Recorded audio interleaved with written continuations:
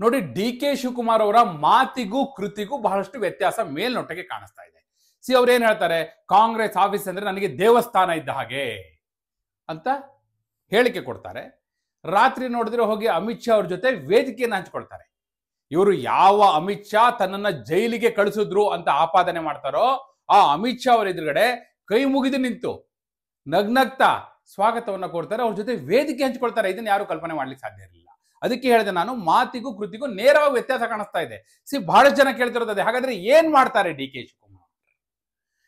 ಒಂದ್ ವೇಳೆ ಸಿದ್ದರಾಮಯ್ಯನವರು ಪಟ್ಟ ಬಿಡೋದೇ ಇಲ್ಲ ಅಂತ ಆದ್ರೆ, ಯಾವುದೇ ಕಾರಣಕ್ಕೂ ಕಾಂಗ್ರೆಸ್ ಅಲ್ಲಿ ನಾನು ಮುಖ್ಯಮಂತ್ರಿ ಆಗೋದು ಸಾಧ್ಯವೇ ಇಲ್ಲ ಅನ್ನೋದು ಖಚಿತ ಆದ್ರೂ ಸಹ ಡಿ ಕೆ ಶಿವಕುಮಾರ್ ಅವರು ಕಾಂಗ್ರೆಸ್ ಅಲ್ಲೇ ಇರ್ತಾರ?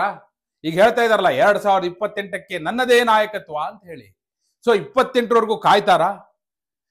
ನಾವು ವಾಸ್ತವ ಮಾತಾಡೋದಾದ್ರೆ ಡಿ ಕೆ ಶಿವಕುಮಾರ್ ಅವರು ಬಹಳ ಎಚ್ಚರಿಕೆಯನ್ನ ಹೆಜ್ಜೆ ಇಡ್ತಿದ್ದಾರೆ. ಅಂದ್ರೆ ಪಾರ್ಟಿಯಲ್ಲೂ ಕೂಡ ಅವರ ಗ್ರಿಪ್ ಉಳಿಬೇಕು, ತಮ್ಮ ದಾಳ ಅಲ್ಲಿ ನಡಿಬೇಕು, ಈ ಕಡೆ ಫ್ಯೂಚರ್ನ ಪ್ಲಾನ್ ಕೂಡ ರೆಡಿ ಆಗಬೇಕು. ಅಂತದ್ದೊಂದು ಪ್ಲಾನ್ ನ ಈಗ ರೆಡಿ ಮಾಡಿದ್ದಾರೆ.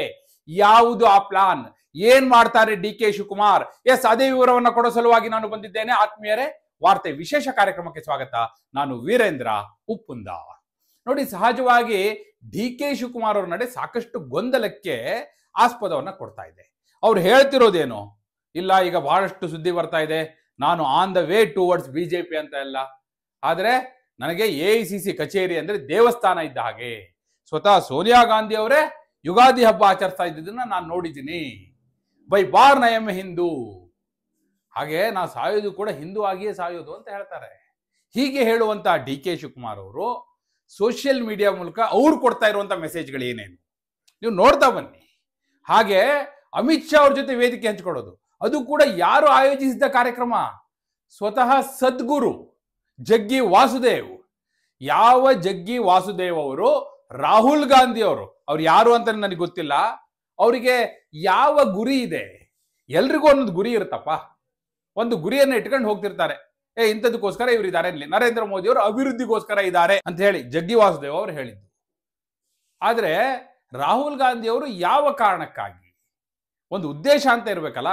ಅವರ ಉದ್ದೇಶವೇ ನನಗೆ ಅರ್ಥ ಆಗ್ತಾ ಇಲ್ಲ ಅಂತ ಹೇಳಿಕೆ ಕೊಟ್ಟಂತಹ ಜಗ್ಗಿ ವಾಸುದೇವ್ ಅವರ ಈಶಾ ಫೌಂಡೇಶನ್ ನ ಕಾರ್ಯಕ್ರಮದಲ್ಲಿ ಅಮಿತ್ ಶಾ ಅವ್ರ ಜೊತೆ ವೇದಿಕೆಯನ್ನು ಹಂಚಿಕೊಳ್ತಾರೆ. ನಗ್ನಗ್ತಾ ಕೈ ಮುಗ್ದು ಅವರಿಗೆ ಸ್ವಾಗತವನ್ನ ಕೊಡ್ತಾರೆ. ಹಾಗಾದ್ರೆ ಏನ್ ಮಾಡ್ತಾ ಇದ್ದಾರೆ ಡಿ ಕೆ ಶಿವಕುಮಾರ್? ಇಂಡೈರೆಕ್ಟ್ ಆಗಿ ಕೊಡ್ತಾ ಇರುವಂತ ಮೆಸೇಜ್ ಏನು? ಹೈಕಮಾಂಡ್ಗೆ ಯಾವ ಮೆಸೇಜ್ ಕನ್ವೆ ಆಗ್ತಾ ಇದೆ? ಇಷ್ಟನ್ನೇ ಹೇಳಿದ್ರೆ ನಾವು ಸುಮ್ಮನೆ ಇದ್ಬಿಡೋದಾಗಿತ್ತು. ಯಾವ ಪ್ರೆಸ್ ಮೀಟ್ ಅಲ್ಲಿ ಅವರು ಇಲ್ಲ ಎಐಸಿಸಿ ಕಚೇರಿ ನನಗೆ ದೇವಸ್ಥಾನ ಅಂದ್ರು, ಅದೇ ಪ್ರೆಸ್ ಮೀಟ್ ಅಲ್ಲಿ ಮತ್ತು ಒಂದು ಮಾತು ಹೇಳಿದ್ರು. ಮಲ್ಲಿಕಾರ್ಜುನ ಖರ್ಗೆ ಅವ್ರನ್ನ ಉದ್ದೇಶಿಸಿ ಹೇಳಿದ್ರು ಎಐಸಿಸಿ ಅಧ್ಯಕ್ಷರು. ಸ್ವಾಮಿ, ಮಲ್ಲಿಕಾರ್ಜುನ ಖರ್ಗೆ ಅವರ ಹೆಸರು, ಮಲ್ಲಿಕಾರ್ಜುನ ಅಂದ್ರೆ ಯಾರು? ಶಿವ ಅಂದ್ರೆ ಹಿಂದೂ ದೇವರಲ್ವಾ? ಅವ್ರ ಹೆಸರು ಬದಲಾವಣೆ ಮಾಡ್ಕೊಂಡಿದ್ದಾರ ಅನ್ನುವ ಅರ್ಥದಲ್ಲಿ ಸ್ವತಃ ಎಐಸಿಸಿ ಅಧ್ಯಕ್ಷರಿಗೆ ಟಾಂಗ್ ಕೊಟ್ರು. ಅಂದ್ರೆ ಅದೇ ಕಾರಣಕ್ಕಾಗಿ ಎಲ್ರಿಗೂ ಗೊಂದಲ ಆಗ್ತಾರೆ. ಏನ್ ಮಾಡ್ತಾರೆ ಡಿ ಕೆ ಶಿವಕುಮಾರ್?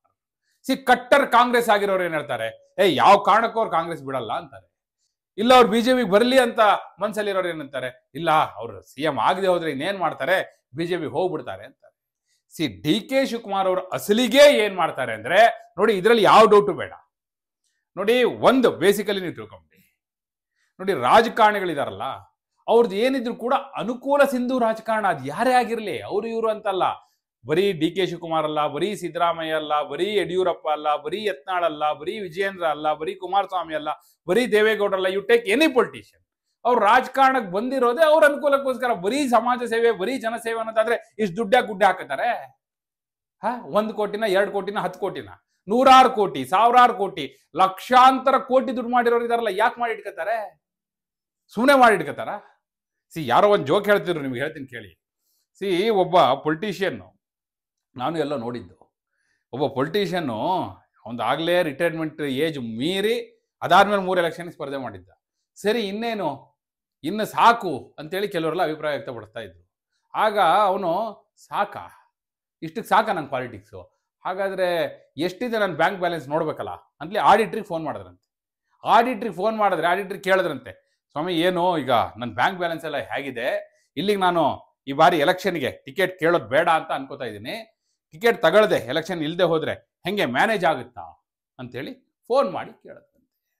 ಅದಕ್ಕೆ ಅವರು ನಾನು ನೋಡಿ ಹೇಳ್ತೀನಿ ಅಂತಲಿ ಒಂದು 5 ನಿಮಿಷ ಬಿಟ್ಟು ಅವ್ರಿಗೆ ಫೋನ್ ಮಾಡೋದಂತೆ. ಸ್ವಾಮಿ ನಿಮ್ಮದು ಬ್ಯಾಂಕ್ ಬ್ಯಾಲೆನ್ಸ್ ಇದೆಯಲ್ಲ, ಅದೇನೋ ನಿಮ್ಮ ತಲೆಮಾರು, ನಿಮ್ಮ ಮಕ್ಕಳ ತಲೆಮಾರು, ನಿಮ್ಮ ಮೊಮ್ಮಕ್ಕಳ ತಲೆಮಾರು, ನಿಮ್ಮ ಮರಿ ಮಕ್ಕಳ ತಲೆಮಾರು ಇಷ್ಟೇ ಅಲ್ಲ, ಬರೀ 3 ತಲೆಮಾರಲ್ಲ, ಇನ್ನೂ 3 ತಲೆಮಾರು ಕೂತು ತಿಂದ್ರು ಅದು ಖಾಲಿ ಆಗಲ್ಲ, ಅಷ್ಟಿದೆ ಅಂತ ಹೇಳಿದ್ರು. ಓ ಹಂಗಾದ್ರೆ 6 ತಲೆಮಾರು ಕೂತು ತಿನ್ನಷ್ಟು ಇದೆ ನಂತರ ಆಸ್ತಿ. ಹಂಗಾದ್ರೆ ಸರಿಯಪ್ಪ, 6 ತಲೆಮಾರು ಕೂತು ತಿಂದ್ರೆ ಖಾಲಿ ಆಗಲ್ಲ, ಹಂಗಾದ್ರೆ 7ನೇ ತಲೆಮಾರು ಏನ್ ಮಾಡ್ಬೇಕು? ಬಾ ಹೋಗಿ ಟಿಕೆಟ್ ತಗೊಂಬರೋಣ, ಎಲೆಕ್ಷನ್ ನಿಲ್ಲಲ್ಲ ಅಂದ್ರಂತೆ. ಹಂಗೆ ರಾಜಕಾರಣಿಗಳು ಥಿಂಕ್ ಮಾಡೋದು ಈ ರೀತಿ, ಆಯ್ತಾ? ಸೊ ಹಾಗಾಗಿ ಇವರೆಲ್ಲ ತಮ್ಮ ಅನುಕೂಲಕ್ಕಾಗಿ ಇರೋದು ಅನ್ನುವ ಹಿನ್ನೆಲೆಯಲ್ಲಿ ನಾನು ಅದನ್ನ ಹೇಳಿದೆ. ಈಗಲೂ ಕೂಡ ಇವರು ಯೋಚನೆ ಮಾಡೋದು ಅದನ್ನೇ, ನನಗೆ ಯಾವ್ದು ಅನುಕೂಲ, ನನ್ನ ಗುರಿ ನಾನು ಮುಟ್ತೀನ ಇಲ್ವಾ, ನನ್ನ ಕೇಸ್ ಎಲ್ಲ ಕ್ಲಿಯರ್ ಆಗಬೇಕು, ನಾನು ಮುಖ್ಯಮಂತ್ರಿ ಆಗಬೇಕು. ಕೇಸ್ ಕ್ಲಿಯರ್ ಆಗುತ್ತೋ ಬಿಡುತ್ತೋ, CM ಆಗಬೇಕು ಅನ್ನೋದು ಅವರ ಮುಖ್ಯವಾದಂಥ ಗುರಿ, ಮೇನ್ ಏಮ್. ಅದಕ್ಕೆ ಏನು ಮಾಡಬೇಕು? ಇಲ್ಲಿ ನಾನು CM ಆಗೋದೇ ಇಲ್ಲ ಅನ್ನೋದಾದ್ರೆ ಯಾಕೆ ಮತ್ತೆ ಸುಮ್ಮನೆ ಇಲ್ಲೇ ಅವರು ಸಾಯ್ತಾರೆ? ಈ ಯೋಚನೆ ಮಾಡಿ. ಹಾಗಾಗಿ ಸಹಜವಾಗಿ ಅವರು ಆ ಕಡೆ ಈ ಕಡೆ ಎಲ್ಲ ಕಡೆ ಅಬ್ಸರ್ವ್ ಮಾಡ್ತಾ ಇದ್ದಾರೆ. ಅದೇ ಈ ಎಲ್ಲ ಲಕ್ಷಣಗಳು. ಇಲ್ಲಿ ಹೇಳಿಕೆ ಕೊಟ್ಟು ಅಲ್ಲೋಗಿ ಅಮಿತ್ ಶಾ ಅವ್ರ ಜೊತೆ ವೇದಿಕೆ ಹಂಚಿಕೊಳ್ಳೋದು, ಬರುವಂಥ ಹೇಳಿಕೆಗಳು, ಕೊಡುವಂಥ ಹೇಳಿಕೆ, ಅವರ ನಡೆ, ಆ ಕುಂಭಮೇಳವನ್ನ ಸಮರ್ಥಿಸೋದು, ಕುಂಭಮೇಳವನ್ನ ಹೊಗಳುವುದು, ಇವೆಲ್ಲ ಮೇಲ್ನೋಟಕ್ಕೆ ಕಾಣಿಸ್ತಾ ಇರೋದಲ್ವಾ? ಇಲ್ಲ, ಕುಂಭಮೇಳದಲ್ಲಿ ಆದಂಥ ಯಾವುದೇ ಅನಾಹುತಗಳ ಬಗ್ಗೆ ನಾನು ಮಾತಾಡಲ್ಲ ಅನ್ನುವಂಥ ಸ್ಟ್ಯಾಂಡ್ ತೆಗೆದುಕೊಳ್ಳೋದು, ಯೋಗಿ ಆದಿತ್ಯನಾಥ್ ಅವರು ಮಾಡಿದಂಥ ಕೆಲಸವನ್ನ ಅಪ್ರಿಷಿಯೇಟ್ ಮಾಡೋದು. ಇವೆಲ್ಲ ಇದೆಯಲ್ಲ ಸಹಜವಾಗಿ ಮೇಲ್ನೋಟಕ್ಕೆ ಕಾಣುವ ಹಾಗೆ. ಅದರಲ್ಲೂ ಕೂಡ ಯಾವಾಗ AICC ಅಧ್ಯಕ್ಷ ಮಲ್ಲಿಕಾರ್ಜುನ್ ಖರ್ಗೆ ಅವರು ಇದೇ ಕುಂಭಮೇಳವನ್ನ ಟೀಕಿಸಿರ್ತಾರೋ ಅವಾಗಲೇ ಆ ಹೇಳಿಕೆ ಬರುತ್ತೆ ಅವರಿಂದ. ಆ ದೃಷ್ಟಿಯಿಂದ ನೋಡಿದ್ರೆ ಅವರ ಮಾತು ಕೃತಿಗೂ ವ್ಯತ್ಯಾಸ ಮೇಲ್ನೋಟಕ್ಕೆ ಸ್ಪಷ್ಟವಾಗಿ ಗೋಚರಿಸ್ತಾ ಇದೆ. ಸೊ DK ಶಿವಕುಮಾರ್ ಅವರು ಏನ್ ಮಾಡ್ತಾರೆ ಅಂದ್ರೆ ಇಷ್ಟೇ, ಸ್ಪಷ್ಟವಾಗಿ ತಿಳ್ಕೊಳ್ಳಿ.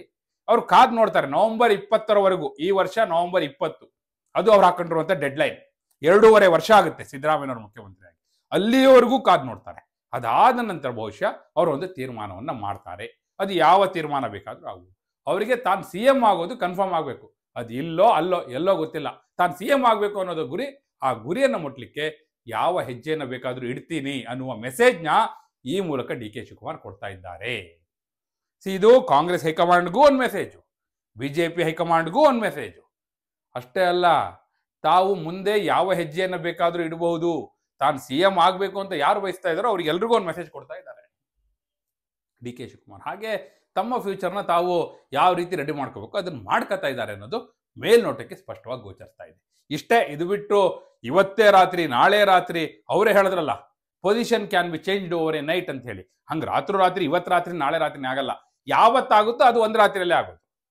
ಯಾರು ಕೂಡ ನಿರೀಕ್ಷೆ ಮಾಡಿರಲ್ಲ, ಹಾಗಾಗೋಗ್ಬಿಡುತ್ತೆ ಕ್ಷಿಪ್ರ ರಾಜಕೀಯ ಕ್ರಾಂತಿಗಳು. ಈಗಲೂ ಕೂಡ ಅದೇ ಆಗುವ ನಿಟ್ಟಿನಲ್ಲಿ DK ಶಿವಕುಮಾರ್ ಅವರ ನಡೆ ಕಾಣಿಸ್ತಾ ಇದೆ.